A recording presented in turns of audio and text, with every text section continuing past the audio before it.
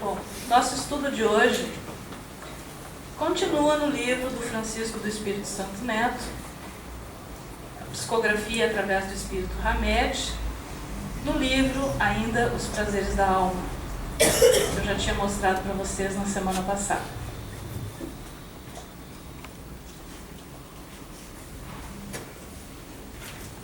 Semana passada nós conversamos sobre compaixão. E hoje nós vamos um pouquinho além, no capítulo seguinte, que fala de coragem. E ele inicia esse capítulo, na página 121, dizendo o seguinte: não podemos ser autênticos se não formos corajosos. Não podemos ser originais se não lançarmos mão do destemor. Não podemos amar se não corrermos riscos. Não poderemos pesquisar ou perceber a realidade se não fizermos o uso da ousadia. A palavra coragem vem da raiz latina, cordis, que significa coração, que é a sede, o centro da alma. E quem é que nunca escutou a seguinte expressão: usar a voz do coração para fazer escolhas? Se nós fizermos essa analogia, qual é o orixá que atua no nosso coração? Xangô. A justiça que vem do coração. A justiça que caminha par e passo com as leis morais da vida. Há uma sabedoria antiga que diz que quando a gente vai tomar uma decisão na vida, a gente deve escutar o nosso coração e o nosso estômago. Porque quando a gente vai tomar uma decisão, se o nosso estômago ficar embolado, o nosso coração oprimido, é sinal de que nós tomamos a decisão errada ou vamos tomar a decisão errada. Porque quando a decisão é correta, a energia flui, você se sente leve, e é isso que eu tenho que fazer. Vem a certeza. Por isso que se escuta sempre a voz do coração. Porque às vezes alguém chega pra gente e diz: ah, faça isso, vai ser bom para você. Mas se dentro do meu coração eu não sentir que isso é bom para mim, talvez não seja o momento. Então eu tenho que ter esse discernimento, eu tenho que refletir sobre o que é bom para mim naquele momento, que eu preciso tomar uma decisão. Ele diz assim: coragem não é arrogância ardilosa, determinação astuta ou agressividade. Ela é, na realidade, a certeza íntima que se demonstra na moderação dos atos e atitudes, na firmeza de caráter e no desempenho perseverante de uma atividade. Semana passada nós conversamos sobre moderação, caminho do meio, que é o caminho mais difícil da gente trilhar, porque a gente está sempre nos excessos ou na escassez. E o oposto da coragem, o que é? É o medo. Nós temos medo da mudança, nós temos medo de envelhecer, nós temos medo de ficar doentes, nós temos medo de ficar abandonados, ficar sozinhos, nós temos medo de assalto. Tem uma série de coisas. Às vezes nós temos medo de dizer não, não conseguimos dizer não, isso nós vamos ver mais adiante aqui, que nos bloqueiam. E o medo, ele é saudável porque ele faz com que a gente não se jogue nas situações de forma impulsiva, sem pensar, para não se arrepender depois. Por outro lado, quando eu deixo que o medo tome conta dos meus atos, das minhas atitudes, do meu pensamento, eu paraliso, eu travo. E ele vai se manifestar na minha rigidez.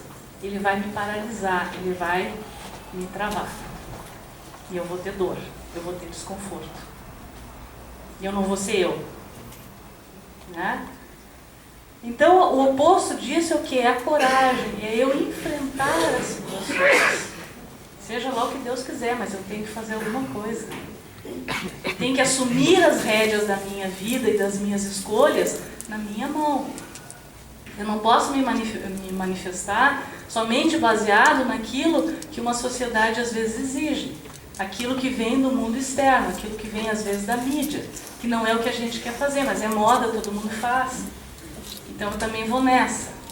Então nós temos que ter esse processo interno sempre de reflexão do que é que eu estou escolhendo e se aquilo realmente é bom para mim, me satisfaz, me faz crescer e faz com que eu me torne um ser humano melhor. Né? Então ele diz assim, é necessária coragem para assumir as consequências de nossas ações e desacertos, para suportar a vontade de retrucar de acordo com as ofensas recebidas. Às vezes a gente vai de bate-pronto em cima do outro também, e aí está feita a festa. Então às vezes a gente precisa frear isso, pensar sobre isso. Para suportar a vontade de retrucar de acordo com as ofensas recebidas, para sentir e fazer as coisas que acreditamos serem certas para nós. Ainda que o medo da rejeição e da discriminação nos ameace, para aprender a dizer não, impedindo que passemos a vida inteira sendo usados ou explorados. Aquele médico americano, Dr. Brian Weiss, ele fala no seu primeiro livro que às vezes a gente vive uma encarnação inteira, 70, 80, 90 anos, para aprender às vezes uma única palavra na nossa vida. Seja um não, seja humildade, seja tolerância, seja paciência.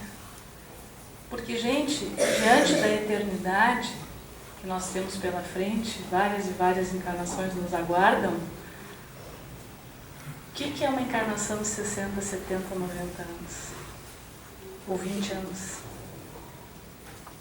Perto disso não é nada. O tempo e espaço aqui lento é para nós. Nos outros planos a coisa já é atemporal, é um piscar de olhos. Né? E essa questão de dizer não, ela é muito forte dentro da gente. Porque a gente é criado desde pequeno com muitas limitações. Não faz isso, engole o choro. Não pode, isso não é para você. Você não entende nada. Não é assim que a gente é criado. E a gente vai engolindo os processos da vida. Depois, quando a vida faz o contrário, que é nos exigir atitude, nós somos tão cerceados desde sempre que a gente não sabe tomar uma atitude. E às vezes a gente espera que os outros tomem atitudes por nós. E aí a gente fica preso nessa roda da insatisfação. Ah, eu queria que fosse assim, mas não deu, não pude fazer, não é para mim. Na maioria das vezes a gente não acredita na própria capacidade. Os outros dizem e apostam que nós somos capazes. Mas se a gente não acreditar na própria capacidade, nós não saímos do lugar.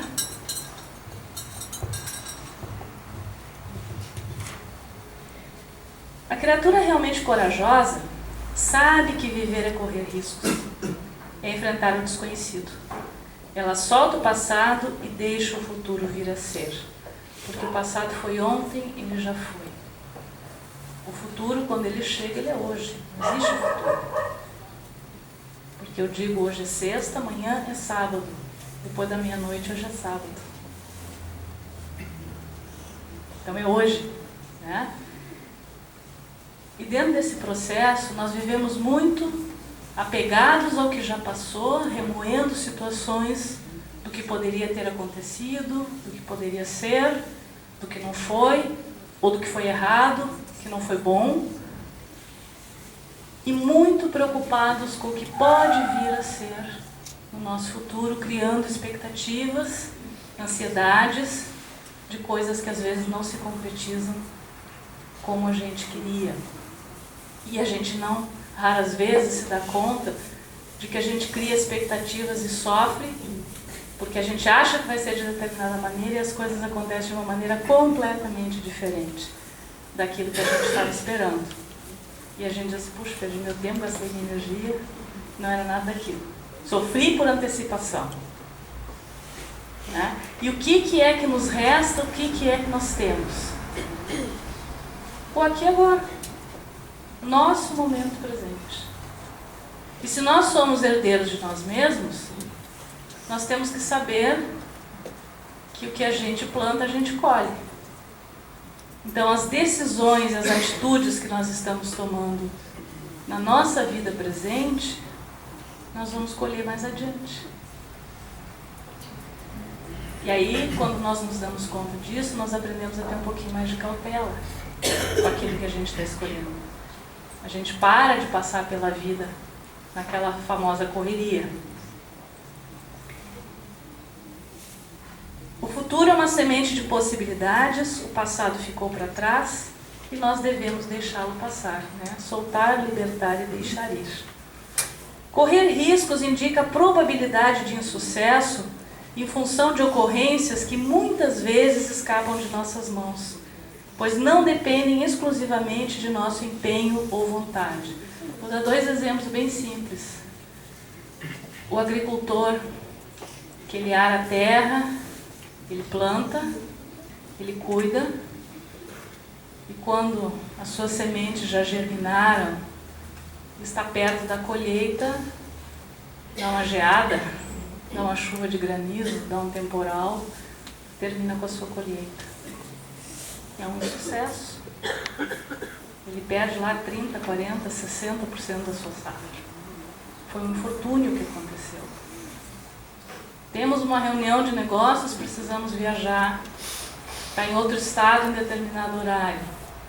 Você chega no aeroporto e fecha, porque tem nevoeiro e os voos são cancelados. Você perde a reunião de negócios que você tinha.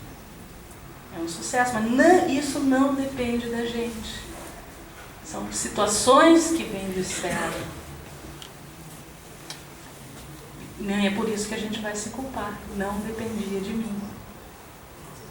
E a gente vive trabalhando em cima de culpas.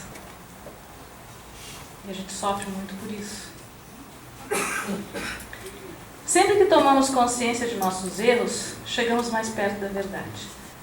Trata-se de uma busca ou descoberta pessoal. Ninguém pode fazê-la por nós. Nós aprendemos aqui na Terra, no processo de tentativa e erro. Porque quando as coisas dão certo, que elas vêm de bate-pronto, elas fluem, elas acontecem bem, a gente nem lembra delas. Passou, foi, já fiz, já resolvi. Agora, quando algo dá errado, eu nunca mais esqueço. É que nem quando eu faço uma prova, que eu preciso passar, e eu erro o acento ou a forma de escrever uma determinada palavra, e ali o professor me tira o ponto que eu precisava para passar. Eu nunca mais vou esquecer aquela bendita palavra. Porque é assim que a gente aprende, a tentativa e erro. E Hamed fala nas suas obras que a gente pode tropeçar, cair, mas a gente tem que levantar bem ligeirinho, para não se acomodar nesse processo também. É impossível passar pela vida sem incorrer em grandes doses de desaprovação. É o ônus que pagamos pelo fato de vivermos numa sociedade onde a diversidade de opiniões é uma das características mais marcantes das criaturas. Os grandes missionários da história nos ensinam que não se pode agradar a todos e que precisamos ser livres das opiniões alheias. Porque cada um é único. Cada um sabe o que passa dentro de si, o outro não sabe.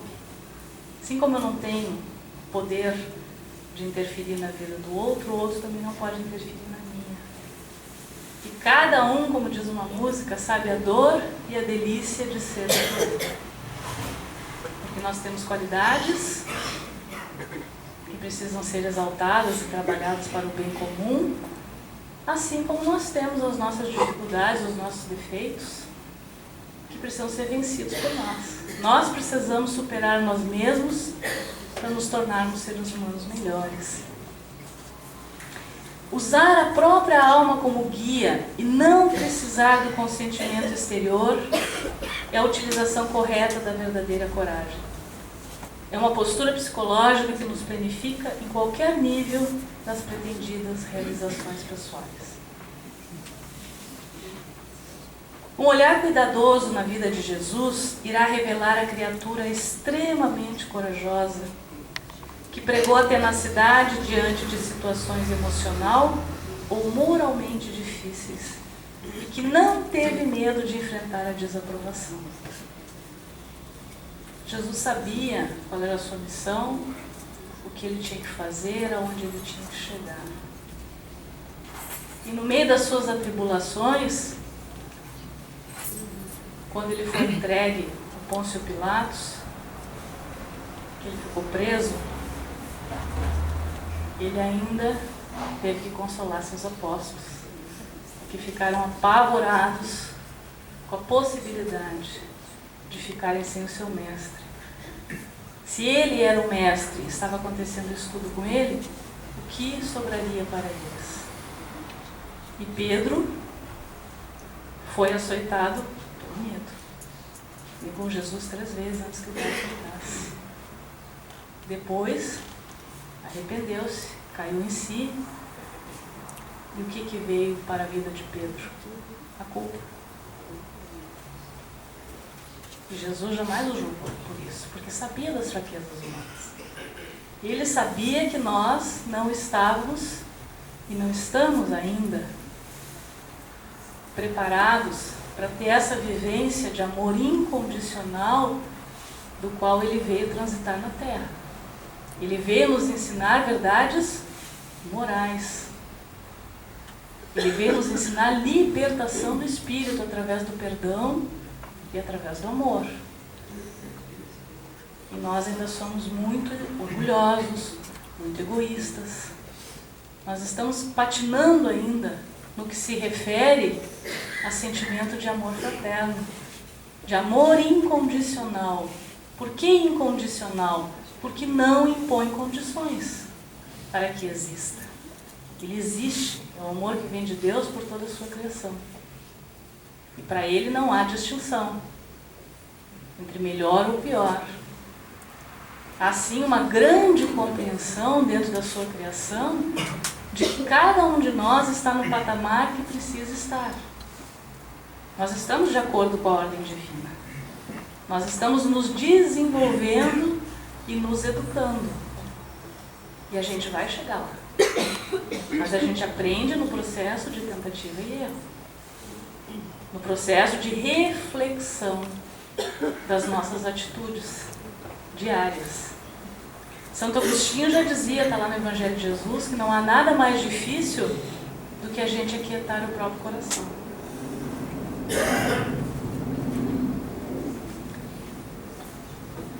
O Mestre Jesus sempre se conduziu com base em sua consciência pessoal, em sua integração com a divindade e nas leis naturais. E não porque alguém ditou a maneira que ele deveria pensar ou se comportar. E a gente faz exatamente o contrário, né? Os demais nos ditam regras de comportamento social. O Cristo de Deus era dirigido por razões interiores que literalmente nada tinham a ver com o fato de que alguém possa ter gostado ou não do que ele tivesse dito ou feito. Por isso que ele dizia que era para quem tinha olhos de ver e ouvidos de ouvir. Era para quem estava pronto para aprender com ele.